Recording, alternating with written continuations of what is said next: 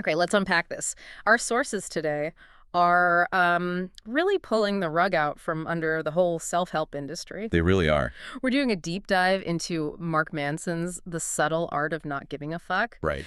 And our mission is basically to figure out why embracing struggle, failure and pain, why that might actually be the path to a meaningful life. And how to choose what to care about, what actually deserves that energy. Exactly. So we have to start with the story that really sets the tone here. The poet Charles Bukowski. Hmm. I mean, this guy was the definition of an anti-hero. An alcoholic, a gambler, just a difficult man. For decades, he was just working a dead-end job, right? Yeah. The post office. Yeah, filing letters and getting rejected by like every publisher. They all said his work was crude, unsavory. He was just living in squalor. But then something changes Okay. at 50 years old. At 50, yeah.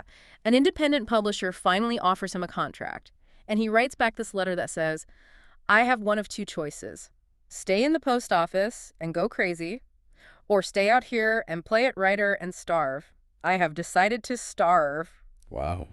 He quits, chooses the pain, and writes his first novel in 3 weeks. Goes on to sell millions of books. It's an amazing story. But the real twist, the paradox, is on his tombstone. After all that, the epitaph just reads, "Don't try." And that's it. That's the whole philosophical hook. What on earth does don't try mean after a life of trying so hard? It means success wasn't the goal. It was just a side effect of him accepting the pain of the work and, just showing up every single day. And that idea immediately clashes with our culture, doesn't it? Oh, completely. We live in a society that is just relentlessly positive. Hmm. Always be happier, be richer, be better, be more perfect. You're always chasing something. Exactly. And this fixation on the positive, Yeah. it actually makes you insecure. Because when you're constantly thinking about what you should be, it just reinforces what you're not. Right. The rich person doesn't need to convince anyone they're rich. Precisely. If you're reading 100 books on how to be confident, you are, on some level, telling yourself you're not confident. So the striving itself becomes the problem. And that drives you straight into what the author calls the feedback loop from hell. Okay. What is that exactly? It's that internal spiral we all know. You feel a negative emotion, Yep. and then you feel bad about feeling that emotion. So like getting anxious about your anxiety. That's the classic example. Or you get angry, and then you get angry at yourself for being angry. It's the second layer of emotion that really messes you up. And our modern world just pours gasoline on that fire. 100%. A century ago, you felt bad, you just worked. Yeah. Now you feel bad for 5 minutes, you open your phone, and you see 1,000 images of people living their absolute best lives. Which just makes you feel worse for feeling bad. That's the loop.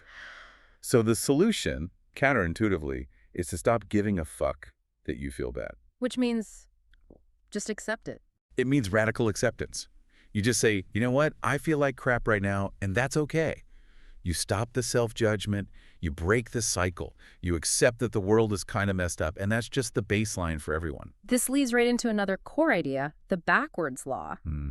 If pursuing the positive creates a negative, like chasing happiness makes you miserable. Then pursuing the negative must generate the positive. Okay, give me some examples of that in action. Well, think about the gym. You actively pursue the pain of a workout to get healthier.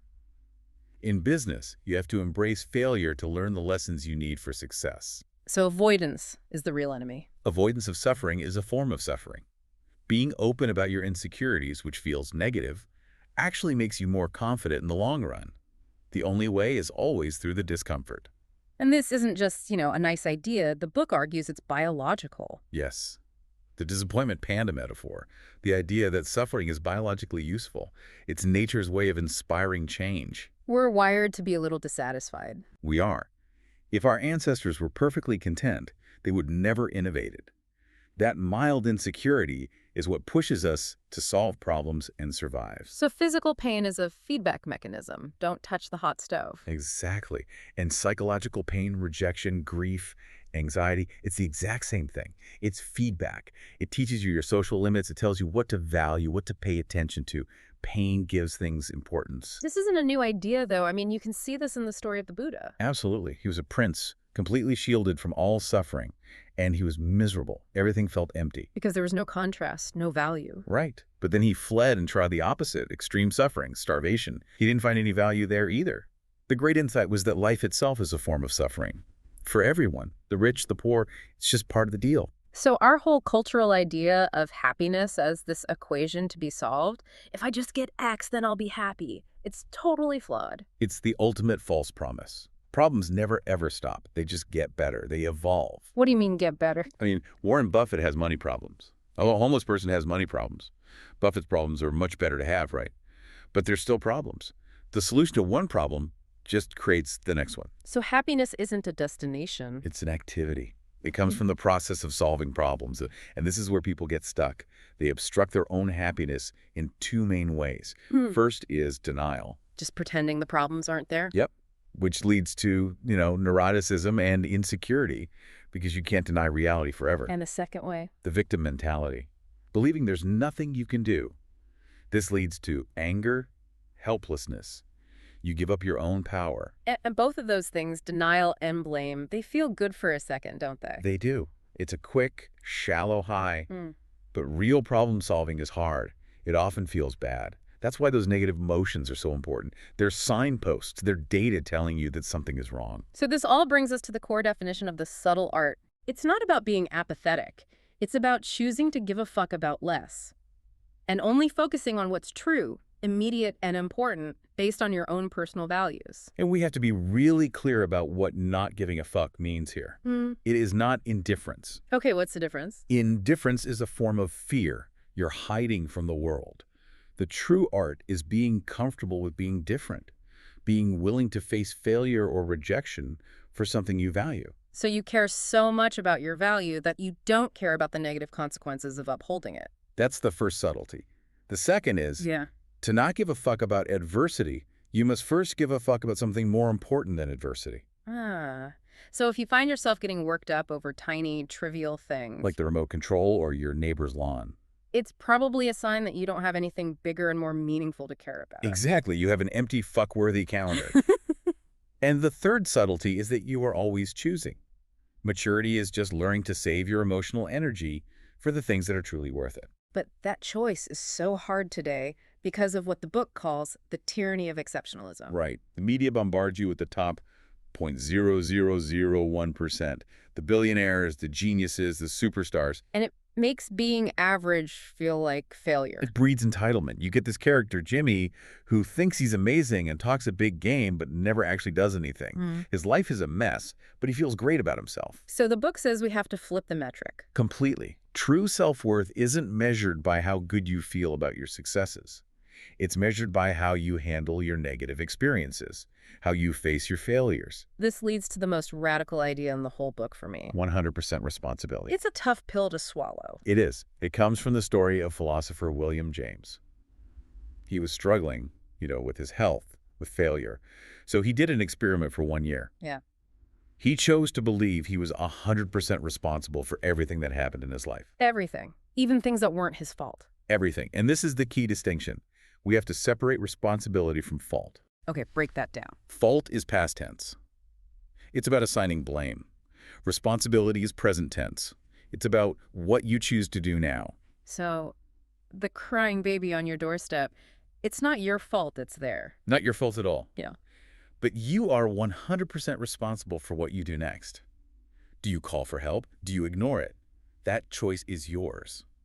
So your unhappiness might be someone else's fault, a bad boss, a tough upbringing, but how you choose to respond to it right now is always your responsibility. Blaming others is easy. It gives away your power. Taking responsibility, even when it's unfair, is how you reclaim it. And this choice, this responsibility, it extends to what we pursue. You have to love the struggle, not just the victory. Yes. The author's own story about wanting to be a rock star is perfect here. He loved the idea of the result, the fame. He loved the result, but he hated the process. The endless practice, hauling gear, broken strings. If you don't love the climb itself, you'll never make it to the top. And this shows up in the metrics we choose for success. Look at Dave Mustaine from Megadeth. An incredible musician, sold millions of albums. A huge success by any objective measure. But because he was kicked out of Metallica, he measured himself against their success and always felt like a failure. He chose a metric that was guaranteed to make him miserable. Now contrast that with Pete Best.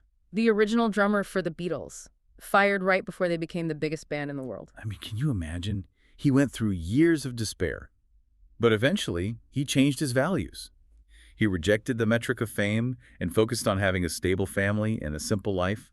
He found happiness by choosing better, more controllable values. And choosing values means rejecting alternatives. Absolute freedom sounds great, but it's meaningless. Exactly. Meaning comes from commitment, from rejecting all the other options to focus on one thing, one person, one career, one purpose. Refusing to reject anything just leaves you with a shallow life. Which brings us to the final, ultimate perspective check. Mortality. The author talks about his friend Josh dying in an accident at 19. And that realization that death is absolute and unpredictable, it just changes everything. It does. Suddenly, all the trivial things you worry about they lose their power.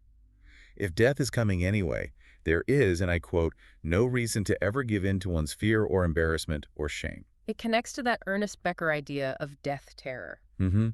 Becker says that because we know we're going to die physically, we create these immortality projects. Our legacy. Yeah. Our conceptual self that we hope lives on. Right. And those can be good things, like art or raising a family, or they can be pathological, like chasing fame. Becker's antidote was to just accept our own impermanence. Accepting that you are small and temporary is what frees you to actually live. So to wrap this whole deep dive up, the subtle art is not about apathy. It's about choosing good, reality-based values, things you can control, honesty, creativity. And realizing that happiness and success are just side effects of good values. They aren't the goal themselves. Chasing pleasure for pleasure's sake is an empty high. The core lesson here seems to be that you are already great. You are, not because of what you've done, but because you keep choosing what to care about in the face of confusion and, certain death. Accepting your own fragility actually makes life easier. So the final thought for you to take away is to use that one certainty, death, as your compass. Charles Bukowski said it so well. We're all going to die, all of us. What a circus. That alone should make us love each other, but it doesn't. We are terrorized and flattened by life's trivialities. We are eaten up by nothing. So the challenge is to stop being eaten up by nothing and instead choose what is truly important enough to suffer for.